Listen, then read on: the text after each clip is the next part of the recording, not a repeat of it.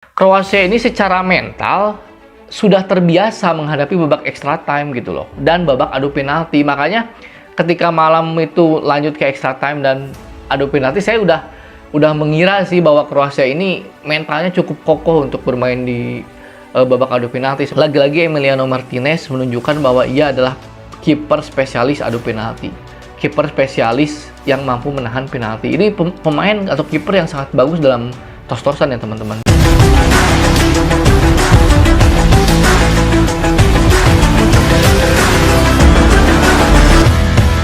Halo semuanya, kembali lagi bersama saya di Ulasan Bola. Di channel ini saya akan mengulas apapun tentang sepak bola. Kali ini saya akan mengulas tentang babak 8 besar Piala Dunia.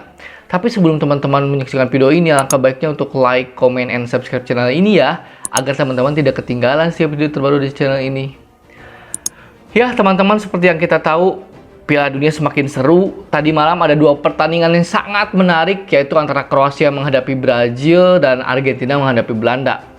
Kroasia yang sangat tidak diunggulkan ketika menghadapi Brazil, bahkan saya pun memprediksi Brazil akan lolos, tapi ternyata mereka mampu lolos ke babak semifinal melalui babak drama adu penalti. Pertandingan ini sangat-sangat seru sekali, terutama ketika memasuki babak perpanjangan waktu ya teman-teman. Jadi begini, memang Kroasia ini cukup diragukan ya teman-teman, karena di fase grup juga mereka nggak tampil bagus-bagus banget.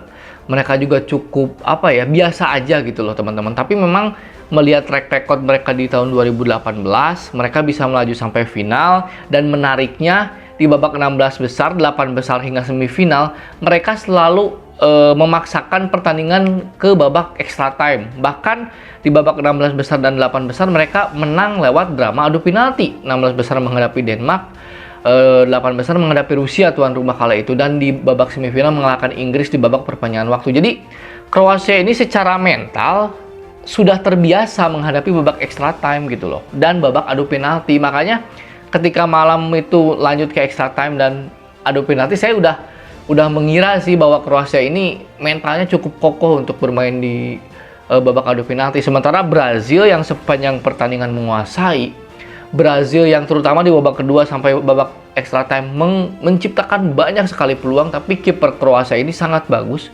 Dia menciptakan banyak save penting ya teman-teman. Brazil yang memang lebih mengandalkan skill individu, tapi emang bagus sih, Neymar, Vinicius Junior, Richarlison, Raphinha, dan lain-lain. Mereka meng-create banyak peluang sebetulnya. Dan sampai akhirnya gol tiba di menit 105 oleh Neymar. Mereka berselebrasi euforia. Ternyata di akhir atau di penghujung extra time babak kedua di menit 117, Kroasia mampu menyamakan kedudukan. Dan dari situ di babak tos-tosan, Brazil gagal melalui Rodrigo dan juga Marquinhos gagal mengeksekusi penalti, dan akhirnya Kroasia harus lolos ke babak semifinal. Dan ini seperti deja vu ya, mengingatkan kita pada proses perjalanan Kroasia sampai ke babak semifinal ketika di tahun 2018. Ini tim sebetulnya kenapa saya meragukan tim ini? Karena ini pemain-pemain yang menjadi tulang punggungnya itu sudah tua-tua teman-teman.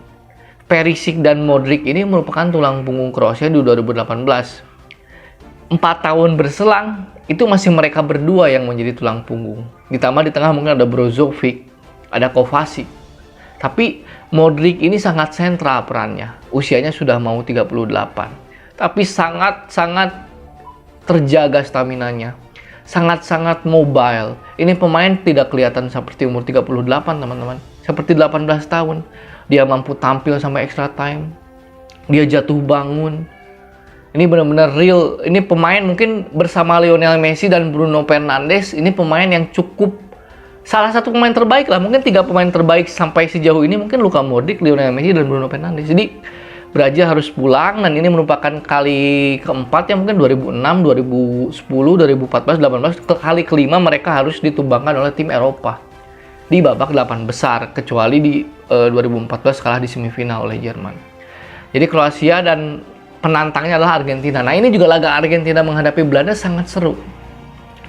Bukan hanya dari sisi permainan, tapi dari sisi emosional. Bagaimana rekor tercipta 17 kartu terjadi di dalam satu pertandingan Piala Dunia. Tensinya keras, ada intrik gitu kan. Ada drama-drama yang tersaji ketika Paredes menendang bola ke bench Belanda, itu memicu emosi para pemain Belanda.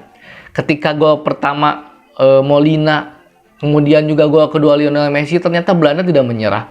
Belanda di 15 menit terakhir itu sangat bermain oportunis. Mereka memasukkan striker-striker jangkung, mereka melakukan crossing langsung ke kotak penalti karena back-back Argentina berpostur kurang tinggi ya teman-teman.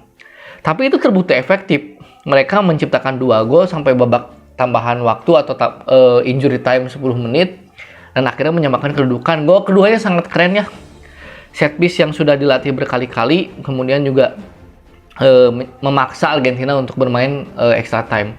Sebetulnya sepanjang pertandingan Argentina banyak meng-create banyak peluang sebetulnya. Lebih banyak meng-create peluang, tapi mungkin Belanda cukup stabil ya di belakang ada Virgil van Dijk. Kemudian juga Argentina juga meskipun back-backnya kurang tinggi seperti Lisandro Martinez, Romero, Otamendi, tapi mereka itu sangat kokoh dalam berduel-duel bola udara ya teman-teman. Nah, yang jadi pertanyaan ketika masuki babak extra time, Belanda kembali bermain seperti di babak pertama. Mereka lebih menunggu, mereka tidak terlalu oportunis, dan hasilnya mereka mampu menahan Argentina yang di extra time babak kedua bertubi-tubi menggempur pertahanan Belanda. Peluang dari Lionel Messi dan kawan-kawannya teman-teman. Dan di babak adu penalti, lagi-lagi Emiliano Martinez menunjukkan bahwa ia adalah kiper spesialis adu penalti.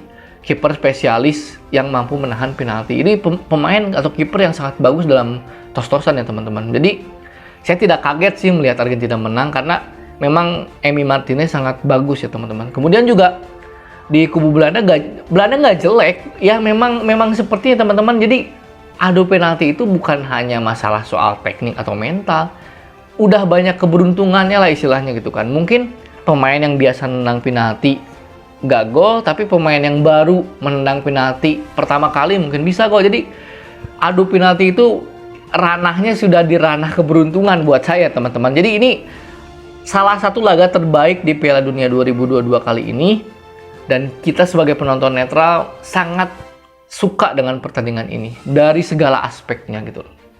Nah, di semifinal Argentina akan bertemu Kroasia dan nanti akan ada pembahasan khusus ya teman-teman. Mungkin sekian dulu urusan bola kali ini dan salam olahraga.